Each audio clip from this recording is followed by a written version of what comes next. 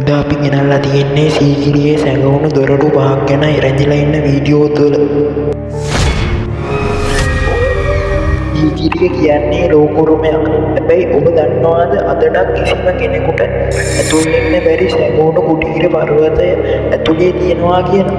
මේවා කාශ්‍යප රජුගේ නිධානයක් ආරක්ෂා කරන රහස් කාමරද? නැත්නම් වෙනත් අරමුණක් තිබුණාද? අද අපි හෙළි කරන්න යන්නේ සීගිරියේ සැඟවුණු අභිරහස් පහක් ගැනයි. පළවෙනි අභිරහස පර්වතය ඇතුලේ ඇති ශබ්දදාව.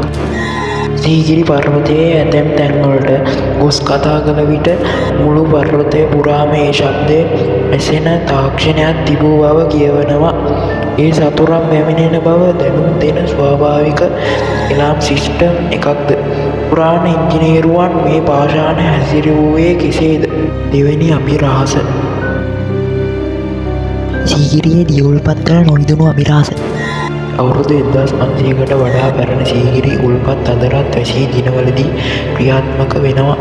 කිසිදු විදුලියක් හෝ තොට්ටරයක් නැතිව ගුරුත්වාකර්ෂණය පමණක් භාවිතා කර මෙතරම් උසකට වතුර ගෙන ගිය ඒ පුදුම හයිඩ්‍රැවුලික් ටෙක්නොලොජි එක ගැන විද්‍යාඥයන් පවා අදටත් මවිත වෙනවා. තුන්වෙනි අභිරහස කුටීර සහ නිධාන කතාව. පුරාවිද්‍යාඥයන් පවසන පරිදි සීගිරි පර්වතයේ මාමුල සහ ඇතැම් බෑවුම්වල මිනිස් පියගැට පෙළක් නැති සිගතව ඇතුළු විය හැකි දොරටු තිබෙනවා. ජනප්‍රවාදයේ එන්නේ මේවා කාශ්‍යප රජුගේ රන් නිධානයන් සංගවා ඇති තැන් බවයි. මේවා ඇත්තටම තවමත් ගවේෂණය කර නැතිද? හතරවෙනි අභිරහස ලෝකයේ පළමු ස්කයි ගාඩන් එක. අහස උසට මාලිගාවක් හැදුවේ යැයි ඇතැම්මුන් පවසන්නේ කාශ්‍යප රජු මෙය හැඳින්වූයේ තමන්ව ආලක මන්දාව ලෙස පෙන්වීමට බවයි.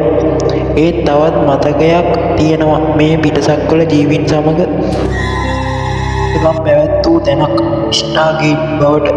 මෙහිදී කුතුහලය වැඩි කිරීමට මේ මතය භාවිතා කළ හැකි.